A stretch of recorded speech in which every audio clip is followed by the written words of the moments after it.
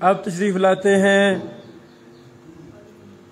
محترم جناب محمد عبدالغفور صاحب، وہ آئیں اور تقریر کریں۔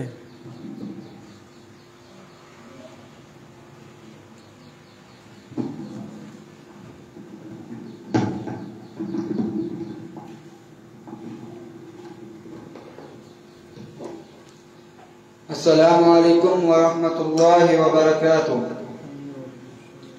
نحمده ونصلي على رسوله الكريم، اما بعد فاعوذ باللہ من الشیطان الرجیم، بسم اللہ الرحمن الرحیم۔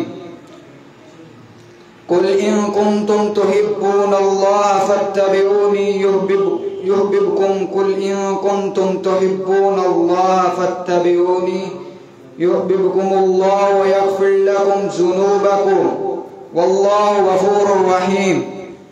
صدق اللہ العظیم۔ آج میں آپ کے سامنے جس بات پر گفتگو کرنا چاہتا ہوں وہ ہے سنت سے محبت۔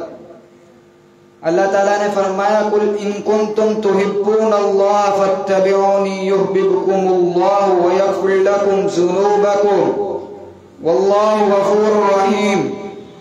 پیارے نبی، لوگوں کو بتا دیجئے کہ اگر تم اللہ سے محبت کرتے ہو تو میری تابعداری کرو، اللہ تم سے محبت کرے گا اور وہ تمہارے گناہ معاف کر دے گا۔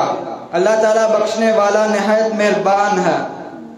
حضرات گرامی قدر اور نبی کریم صلی اللہ علیہ وسلم کا فرمان ہے کل امتی یدخلون الجنت الا من ابا، میری امت کے سب لوگ جنت میں جائیں گے مگر وہ کہ جس نے جنت میں داخل ہونے سے انکار کر دیا۔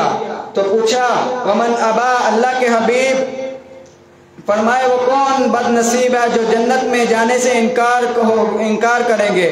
تو فرمایا ومن اتانی دخل الجنت ومن عصانی فقد ابا، جس نے میری اطاعت کی، میری فرما برداری کی، میری بات کو مان لیا اور میری سنت سے پیار کیا وہ جنت میں داخل ہوگا، اور جس نے میری نافرمانی کی، میری بات کو جھٹلا دیا اور دوسروں کی باتیں مانتا پھرا، اس نے جنت میں جانے سے انکار کر دیا۔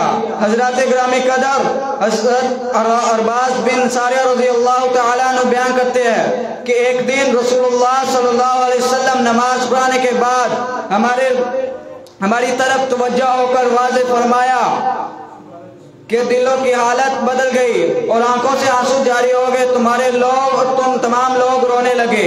ایک آدمی کہنے لگا اللہ کے رسول، آپ کا یہ واضح بالکل الوداع خطاب لگتا ہے، گویا کہ آپ ہمیں چھوڑ کر اپنے رب کی جہاں جانے کی تیاری میں ہو، ہمیں کوئی وصیت فرمائے۔ تو آپ نے فرمایا لوگوں، میں تمہیں اللہ کے تقوی، حق بات کے سننے اور اپنے امیر کا حکم ماننے کی وصیت کرتا ہوں، اگرچہ تمہارے اوپر کوئی حبشی غلام ہی امیر کیوں نہ بنا دیا جائے، تم میں سے میرے بعد جو زندہ ہے وہ امت میں بہت زیادہ اختلاف دیکھے گا۔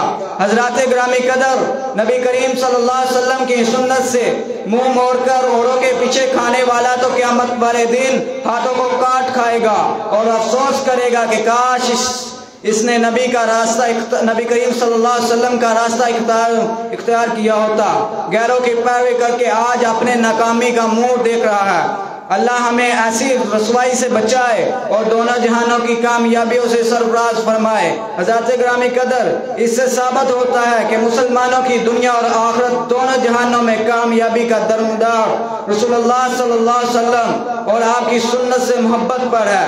اللہ تعالیٰ ہمیں عمل کرنے کی توفیق عطا فرمائے۔ واخر دعوانا